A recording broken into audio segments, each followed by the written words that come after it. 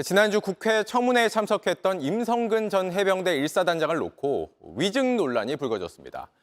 청문회장에선 이른바 골프 모임 단체 대화방에 등장하는 송모 씨를 부대 행사에 초대한 적이 없다고 말했는데 하루 만에 자신이 초대한 게 맞다고 말을 바꾼 겁니다.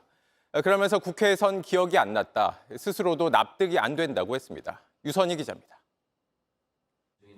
지난주 국회 법사위에서 열린 청문회에선 임성근 해병대 1사단장 명의로 나간 초대장이 공개됐습니다. 이종호 씨랑 씨 오는 걸 다 알고 있었습니다. 임성근 중위는. 제가 알기로는 그건 사령부에서 나가는 것으로 알고 있는데. 사령부에서 지난해 3월 부대 행사에 이른바 골프 모임 단톡방 멤버인 대통령 경호처 출신 송모 씨에게 나간 본인 명의 초대장이 공개됐는데도 임 전 사단장은 아니라고 했습니다. 그만하세요. 지역에 있는 인원만 초청했습니다. 아니. 그런데 다음 날 국회에 자신의 증언을 정정한다는 진술서를 냈습니다. 다시 확인해보니 송 씨를 자신이 초청한 게 맞다는 겁니다. 행사 한두 달 뒤에 송 씨와 행사에 왔었다고 통화한 기억이 나서 사령부가 초청했다고 말했던 것이라고도 했습니다.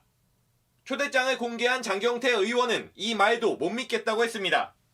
송 씨를 자신이 초대해놓고 한 달 뒤 통화한 뒤에야 초대한 걸 알았다는 게 말이 안 된다는 겁니다. 임 전 사단장은 진술을 번복하면서 제가 제 지시를 완벽하게 망각한 사실을 스스로도 납득하기 어렵다고 했습니다. 임 전 사단장은 지난 청문회에서 올 1월 공수처에 압수당한 휴대전화의 비밀번호도 기억나지 않는다고 했습니다. 알려주도록 하십시오. 근데 기억하지 못하고 있습니다. JTBC 유선입니다. 임성근 전 해병대 1사단장은 증인 선서를 거부한 채 공수처에 자신의 휴대전화 비밀번호를 알려주고 싶지만 기억이 안 난다고 주장했습니다. 야당은 이른바 골프 모임 단톡방 멤버들이 이렇게 김계환 해병대 사령관과 함께 찍은 사진도 공개하며 정말 모르는 사이인지 추궁했는데 먼저 이 상황부터 이승환 기자가 보도합니다. 임성근 전 해병대 1사단장은 지난달 최상병 특검법 입법 청문회 때처럼 자신은 수사를 받고 있어 증인 선서를 할 수 없다고 했습니다. 본인 이미지에도 별로 좋지 않습니다. 그럼에도 불구하고 증인 선서를 거부하시겠습니까? 거부하겠습니다. 박균택 민주당 의원은 지난 1월 공수처가 압수한 임 전 사단장의 휴대전화에 대해 물었습니다. 임 전 사단장은 수사에 협조할 뜻은 있다면서도 비밀번호는 알려줄 수 없다고 했습니다. 공수처에다가 비밀번호를 알려주는 그 의사가 있냐 이 말입니다. 알려줄 의사는 있는데 당시에 그러면 알려주도록 하십시오. 근데 기억하지 못하고 있습니다. 오후가 돼서야 임 전 사단장은 증인 선서를 하고 청문회에 임했습니다. 이때 임성근 구명 로비 의혹의 핵심 인물인 이종호 전 블랙펄 인베스트 대표와 송모 씨가 해병대 1사단을 방문해 김계환 해병대 사령관과 함께 찍은 사진이 공개됐습니다.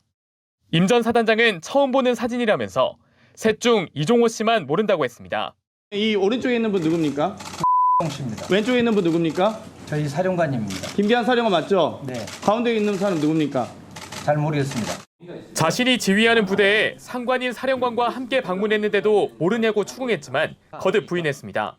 그때 당시에는 제가 훈련 중에 바다 위에 배 안에 있었기 때문에 그런 사항들이 저한테까지 보고되지 않았습니다. 청문회에 불출석한 김계환 해병대 사령관은 이 사진에 대해 지난해 3월 부대 초청 행사에 온 방문객 중 사진 촬영을 요청해 응했을 뿐 두 사람과 일면식이 없다고 입장을 밝혔습니다. JTBC 이승환입니다.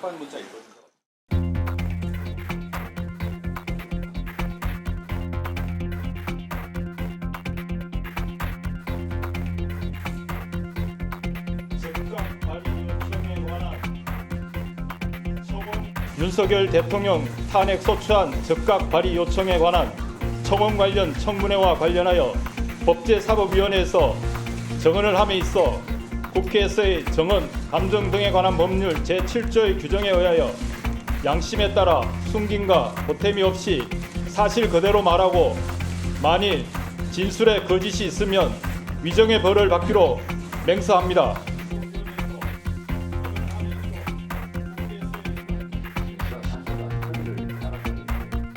증언을 거부할 경우는 형사소송법 148조 149조에 의해서만 증인선서 거부하는 것이 면책될 수 있고요.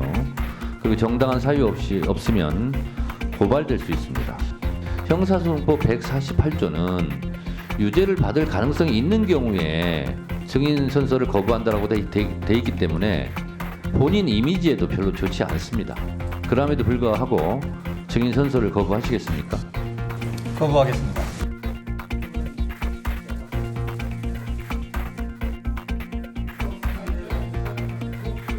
현재 증인은 여러 수사기관에 고발되어 수사를 받고 있는 피고발인 신분으로 특검 법안의 수사 대상에도 그 고발 내용이 포함되어 있어서 법률상 증인 선서를 거부할 수 있는 권리가 있습니다. 또한 현재 수사 중인 고발 사건과 관련해서 수사기관에 그릇된 사실관계 및 법리 판단으로 공소 제기 및 공소 제기를 당할 위험성이 남아있는 상황으로 증언 거부권까지 있습니다. 하지만 증인은 국민적 의혹을 해소하기 위해서 진실에 입각해서 성실하게 증언하겠습니다.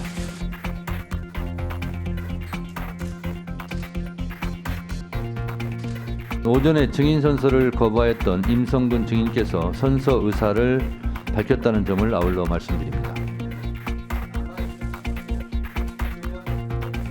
법제사법위원회에서 증언을 함에 있어 국회에서의 증언, 감정 등에 관한 법률 제7조의 규정에 의하여 양심에 따라 숨김과 보탬이 없이 사실 그대로 말하고 만일 진술에 거짓이 있으면 위증의 벌을 받기로 맹서합니다.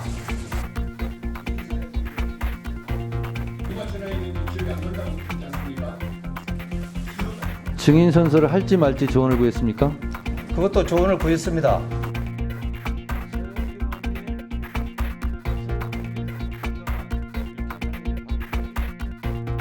박균택 의원님 그 휴대폰 협조와 관련해서 어느 정도까지 하는 게 법적으로 타당한지를 제가 문의를 했습니다.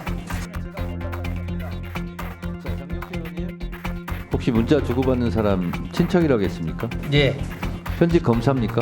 현직 검사입니다. 현직 검사 누굽니까?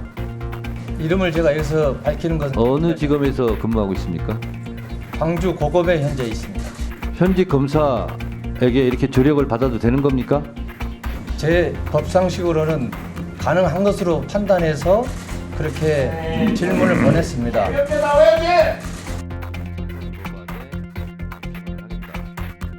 주진우 의원님이 현직 검사일 때 이렇게 국회에서 청문회를 진행하는 중에 나한테 실시간으로 좀 도움을 주는 문자를 줘라. 그러면 본인은 이렇게 도움을 주셨겠습니까?